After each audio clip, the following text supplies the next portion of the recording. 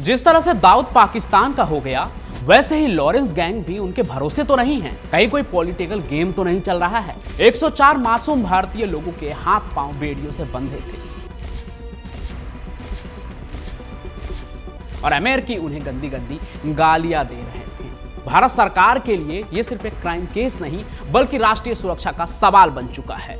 पाकिस्तान दाऊद जैसों को पनाह दे तो समझ आता है, लेकिन अमेरिका की अपराधियों में क्या दिलचस्पी है?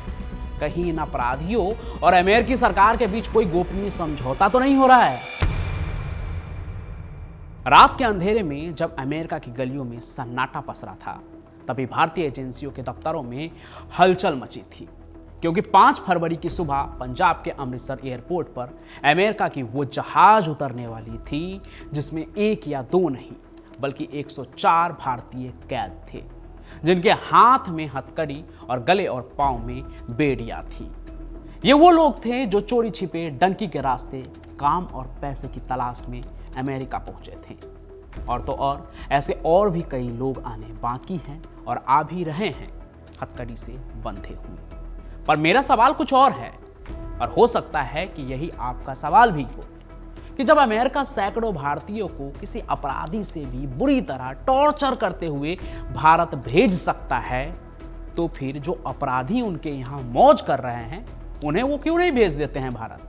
आखिर अमेरिका लॉरेंस बिश्नोई गैंग के खास गुर्गों को डिपोर्ट क्यों नहीं कर रहा है? अमेरिका अगर मासूम भारतीयों के साथ ऐसा व्यवहार कर सकता है, तो भारतीय गैंगस्टर्स को दामाद बनाकर क्यों रखे हुए है? भेज देना अनमोल बिश्नोई को, गोल्डी बराड़ को।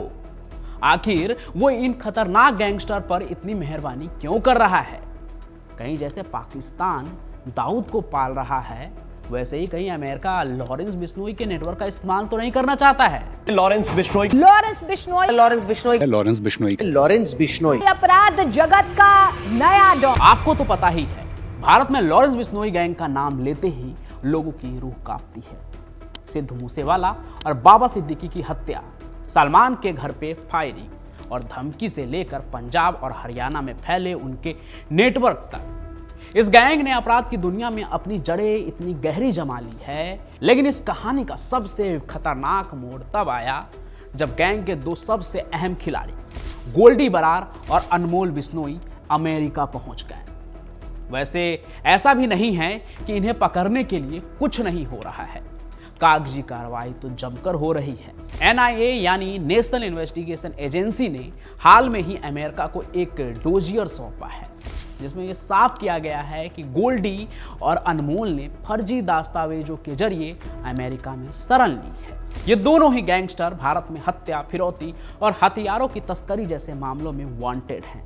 फिर भी अमेरिका ने अब तक उन्हें भारत को सौंपने में कोई दिलचस्पी नहीं दिखाई। अमेरिका से भारत डिपोर्ट किए जाने वाले लोगों में उनका कहीं भी नाम नहीं है। आखिर क्यों? क्या अमेरिका को इनसे कोई फायदा है, या फिर ये पूरी तरह एक कानूनी पेचीदगी का मामला है, या फिर अमेरिका कोई और ही खेल खेल रहा है? अभी कुछ महीनों पहले खबर आई थी कि अनमोल बिश्नोई को अमेरिका में डिटेन कर लिया गया है। जब यह खबर भारत में आई तो ऐसा लगा कि अब लॉरेंस बिश्नोई गैंग का कमर टूट जाएगा, क्योंकि उसका भाई ही पकड़ा गया है। वो जब भारत आएगा तो सिद्धू मूसेवाला के कत्ल को लेकर भी उस पर केस चलेगा, बाबा सिद्दीकी के कत्ल को लेकर भी उस पर केस चलेगा। जो लोग न्याय के इंतजार में हैं उन्हें न्याय मिलेगा। पर हुआ क्या? जल्दी ये पूरा मामला ही एक मिस्ट्री बन गया। कोई पुख्ता जानकारी नहीं मिली कि उसे वाकई में पकड़ा गया है या ये सिर्फ एक अफवाह थी। लेकिन उन दिनों जैसा माहौल बना था, ऐसे में लगा था कि आज या कल या बहुत जल्द ही अनमोल बिश्नोई भारत लौट आएगा, उसे वहां से लेकर आया जाएगा। अब देखिए, यहाँ एक चीज लगता है कि पाकिस्तान अगर दाऊद जैसों को पनाह दे तो समझ में आता है, लेकिन अमेरिका का अपराधियों में क्या दिलचस्पी है जो वो उन्हें बचाकर अपने पास रख रहे हैं? अब यहाँ ये भी सवाल उठता है कि आखिर अमेरिका के पास ऐसा कौन सा कारण है जो उसे इन गैंगस्टरों को बचाने पर मजबूर कर रहा है? तो पहली वजह हो सकती है कि कानूनी प्रक्रिया। अमेरिका में किसी भी अवैध प्रवासी को डिपोर्ट करने के लिए एक लंबी और बहुत ही जटिल प्रक्रिया से गुजरना पड़ता है। वहाँ के कानून इस बात की इजाज़त नहीं देते हैं कि बिना किसी उचित सुनवाई के किसी को भी जबरदस्ती देश से निकाल दिया जाए। लेकिन अगर अमेरिका यही एक्सक्यूज दे रहा है तो फिर सैकड़ों संख्या में जो भारतीय लोगों को किसी बंदी की तरह डिपोर्ट कर रहे हैं वो कैसे इतनी तेजी में हो रहा है? अगर वो मासूम लोगों को डिपोर्ट कर सकते हैं तो गैंगस्टर को भी कर सकते हैं। खैर, इस पर सोचिएगा।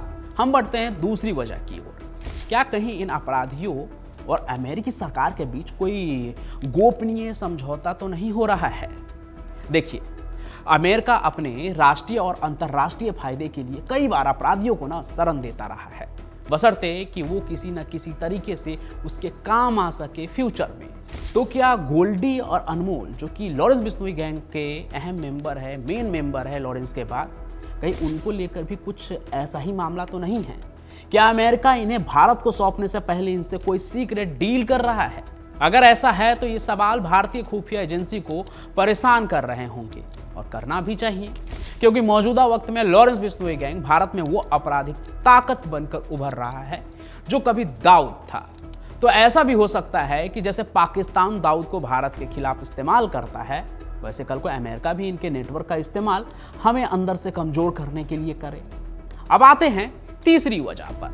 कहीं कोई पॉलिटिकल गेम तो नहीं चल रहा है? क्योंकि अमेरिका उन अपराधियों को शायद ही कभी वापस भेजता है जिनसे उसे भविष्य में कोई फायदा हो सकता है। हो सकता है कि अमेरिका लॉरेंस बिश्नोई गैंग के बढ़ते नेटवर्क और उनके कॉन्टैक्ट्स को लेकर अपनी कोई रणनीति बना रहे हों, जैसा कि मैंने आपको पहले भी बताया। या फिर ये सब कुछ कहीं भारत पर एक दबाव बनाने का उनका कोई तरीका तो नहीं है? इन सभी सवालों के जवाब अब तक धुंधले हैं, लेकिन इस बीच लॉरेंस गैंग की गतिविधियां तेजी से बढ़ती जा रही है। गोल्डी बरार को ही ले लीजिए। ये वही अपराधी है जिसने खुलेआम सिद्धू मूसेवाला की हत्या की जिम्मेदारी ली थी। उसके इशारों पर पंजाब में कई अपराध अंजाम दिए गए। दूसरी तरफ अनमोल बिश्नोई, जो लॉरेंस बिश्नोई का भाई है, और वो भी गैंग को अंतर्राष्ट्रीय स्तर पर फैलाने पे लगा हुआ है।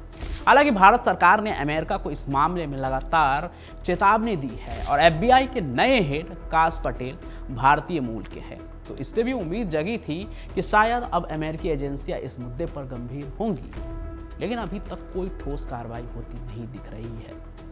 इस बीच लॉरेंस बिश्नोई का गैंग भारत में अपने पैर पसारता जा रहा है। सलमान खान को धमकी मिल रही है, पंजाब में गैंग वार चल ही रहा है, ड्रग्स की तस्करी में भी इन गैंग का नाम अब आने लगा है। यहाँ तक कि अब आम लोग भी इनसे परेशान हो रहे हैं।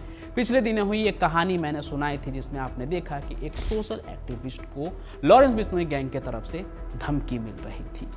भारत सरकार के लिए यह सिर्फ अब एक क्राइम केस नहीं रहा है। लॉरेंस बिश्नोई गैंग अब कोई क्राइम केस नहीं रहा है, बल्कि राष्ट्रीय सुरक्षा का भी सवाल बन चुका है। अब सबसे बड़ा सवाल यही है कि क्या अमेरिका इन अपराधियों को पनाह देकर भारतीय न्याय व्यवस्था को कमजोर करता रहेगा, या फिर भारत सरकार इन गैंगस्टर को वापस लाने में सफल होगी? ये एक ऐसी जंग है जो सिर्फ कोर्ट रूम में नहीं, बल्कि अंतर्राष्ट्रीय राजनीति के गलियारों में भी लड़ी जा रही है। लेकिन इसका रिजल्ट क्या निकल कर आएगा, ये अभी तय नहीं है। बस एक डर है कि जिस तरह से दाऊद पाकिस्तान का हो गया, कहीं लॉरेंस गैंग अमेरिका के साथ तो नहीं हो जाएगा। वैसे आपको क्या लगता है, वो भी कमेंट में जरूर बताइएगा। बाकी आज की कहानी जो है क्राइम कनेक्ट पर, वो मौजूदा समय को लेकर है। जो अभी गैंग एक्टिव है उसके बारे में हमने बातचीत की कि क्या हो सकता है, क्या नहीं हो सकता है।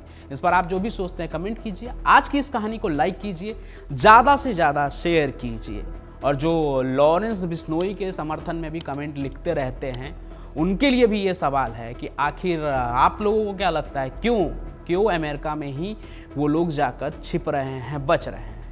जवाब जरूर दीजिएगा। बाकी मैं पंचम प्रकाश अपनी कहानियों के साथ हाजिर होता रहूंगा। तब तक के लिए आपका बहुत बहुत धन्यवाद।